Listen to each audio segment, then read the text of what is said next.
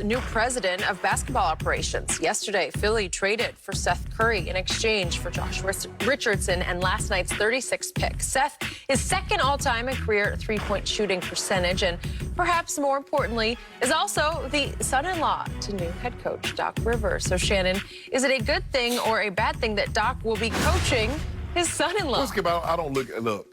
I look at Doc. If he can coach your son, he damn sure can coach your son-in-law. As long as I don't know, the son-in-law could be even more difficult in some ways. No.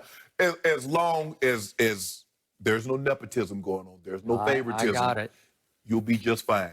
I think the problem that people have is that they thought he was showing favoritism towards his son. Hey, I think a guy named Chris Paul thought that. Yeah, yep. And so that rubbed a lot of people the wrong way.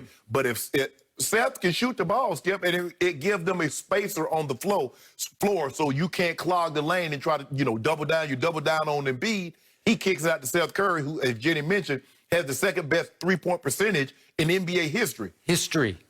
To Steve Kerr. Yes. Now the coach of the Golden State Warriors. So I like it. I don't think it's going to be a problem, Skip. I really don't think it's going to be a problem. Like you said, hey, I understand that's my son-in-law, but I'm trying to win games. Because if you don't win games, son-in-law will be out the league and you'll be out the league.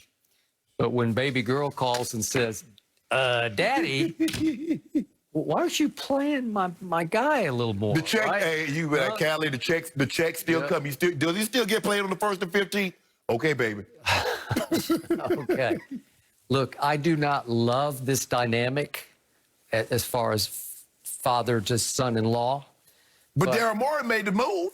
Daryl Morey made the move, and I guarantee you Doc blessed the move because you kept saying the Mavericks should have beaten the Clippers in the first round. Am I right? Yeah. And obviously, I was rooting for the Clippers, and every time the ball left Seth Curry's hands, I said, that's good, because he can, speaking of cooking, like let Russ cook, Seth Curry can cook right there with his brother any day or any night. And in fact, in career three-point shooting, he's actually 4 spots above his brother at 44.3. And last year, he shot for the Dallas Mavericks 45% from 3. And Daryl Morey was giddy last night after they pulled this move off and said their whole draft night was geared to landing Seth Curry. It cost them Josh Richardson, who's a much better defender. That's what Dallas wanted, was a defender.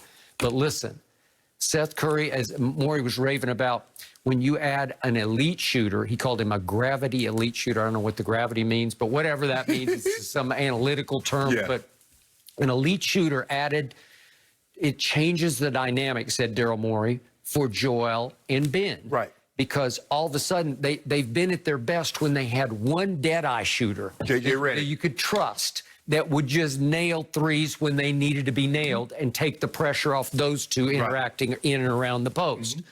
Well, this is just what the doctor ordered, is Seth. Right.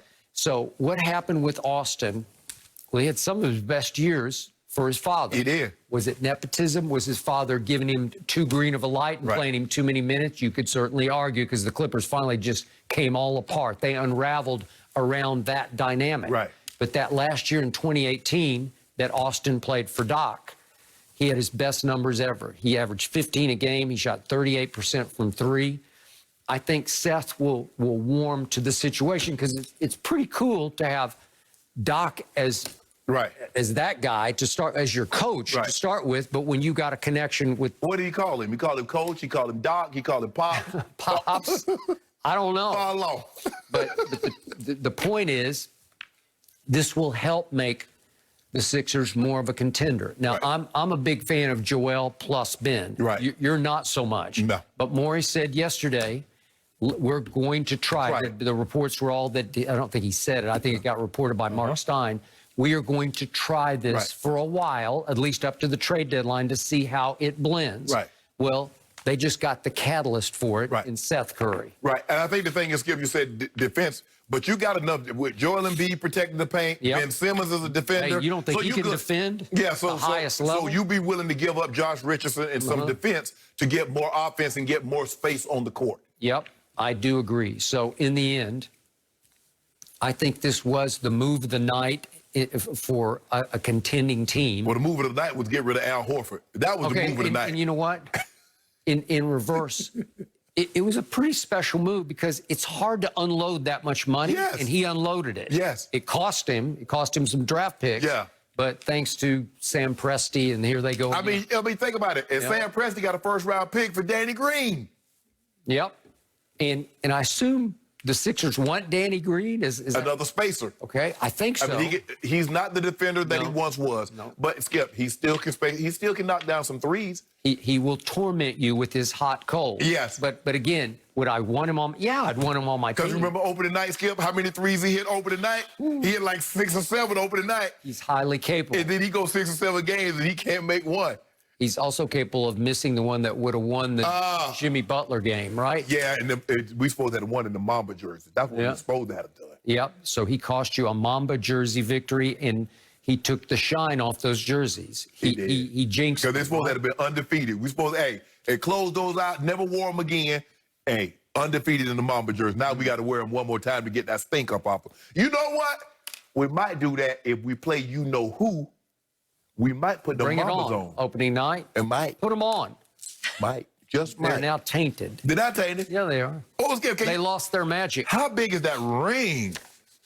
Well, when you're buying cubic zirconia, you could get one that's like 10 inches tall. I mean, Jeannie said you need a welder's mask to look at that thing. Really? Yeah, so you got to put that mask on when they diamond so big and bright.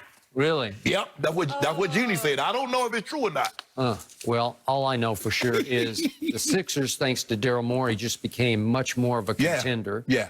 And all of a sudden, the heat is on Steph Curry to live up to his back-to-back MVPs this year with no Clay, and maybe baby brother is starting to say, well, wait a second, what about me? Golden State should trade Steph to us, to the Lakers.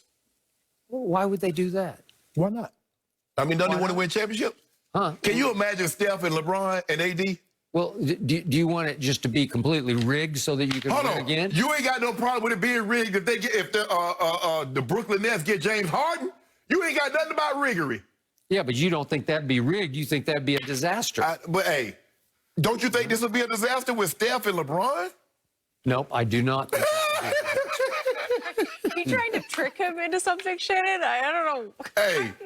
Laughing over there. I think that's what should happen. Skip, stop bringing up the cubic zirconium ring. Like, you say that so much on the show. It's still a championship around here. We can't discredit it. You a hater. Hater.